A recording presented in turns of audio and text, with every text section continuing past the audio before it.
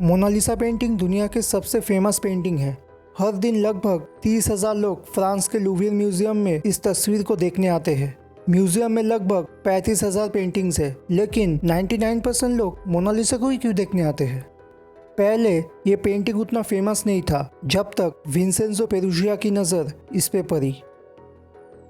Vincenzo लूवियर museum का एक कर्मचारी थे।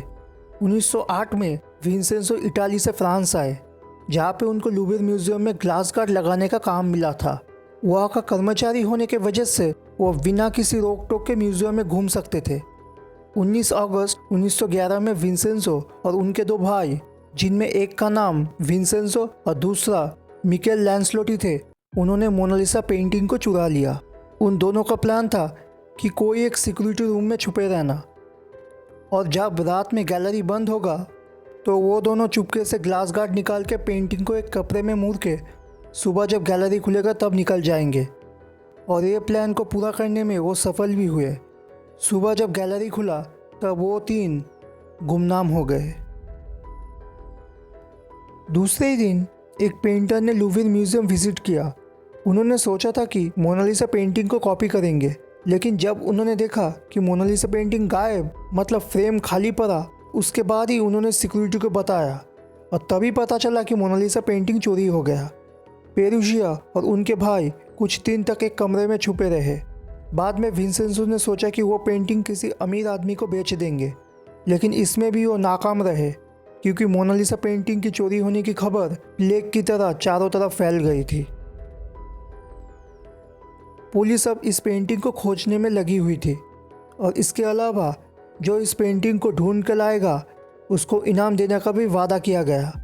विंसेंजो पेंटिंग बेच नहीं पाए और 2 साल तक अपने पास वो पेंटिंग को एक बक्से में छुपा के रखा। आखिर में जब वो धैर्यहीन होकर निर्धारित किया कि इस पेंटिंग को लौटा देंगे, उन्होंने लियोनार्डो वी नाम से एक नया नाम धारण किया और पेंटिंग को फ्रांस के आर्ट गैलरी के मालिक एल्फ्रेडो गेरी को बेचने का फैसला किया। शक के दायरे में रहते हुए एल्फ्रेडो गेरी ने जियोवानी फोजी को बुलाया, जो इटाली के उफिसाई गैलरी के आर्ट डायरेक्टर थे। जियोवानी ने पेंटिंग को विस्तारित जांच पड़ताल किया, और जब यह प्रमाणित हुआ कि यह पेंटिंग वही चुराया हुआ मोनालिसा था, तब चालाकी से विंसेंजो को एक होटल में गिरफ्तार किया गया।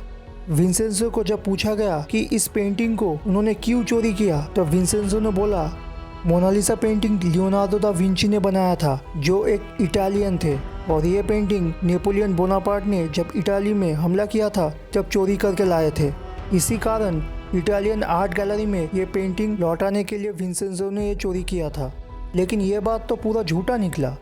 असलियत में Leonardo da Vinci Mona Lisa painting को फ्रांसिस वान को गिफ्ट किया था।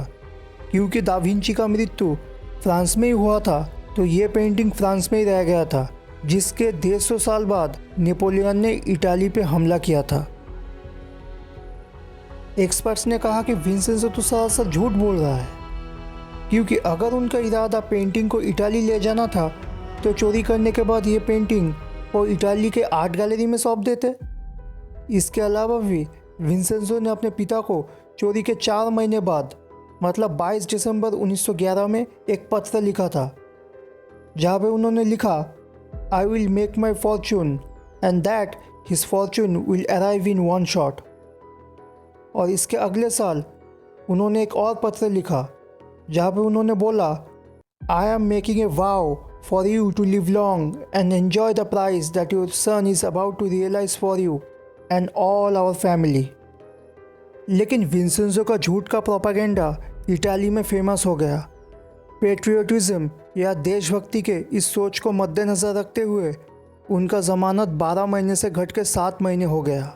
जेल से निकलने के बाद विंसेंजो ने आर्मी ज्वाइन किया और वर्ल्ड वॉर 1 में इटाली के लिए लड़ाई की। ऑस्ट्रिया हंगरी में लड़ते समय वो POW यानी प्रिजनर ऑफ वॉर बन गए।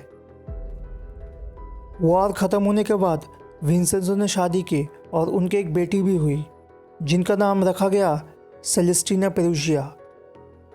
विंसेंजो फिर एक बार फ्रांस में जाकर काम करना चाहते थे, इसीलिए इस बार उन्होंने अपना नाम बदलकर पिएट्रो पेरुजिया रखा और फिर से फ्रांस लौट गए अपना काम करने के लिए। 8 अक्टूबर 1925 में अपने 44th बर्थडे पे उनका देहांत हो गया। अपना नाम बदलने के लिए उनका मृत्यु का खबर ज़्यादा नहीं फैल पाया। ना तो सिर्फ उनके चोरी करने के वजह से ही मोनालिसा पेंटिंग दुनिया भर में फेमस हो गया।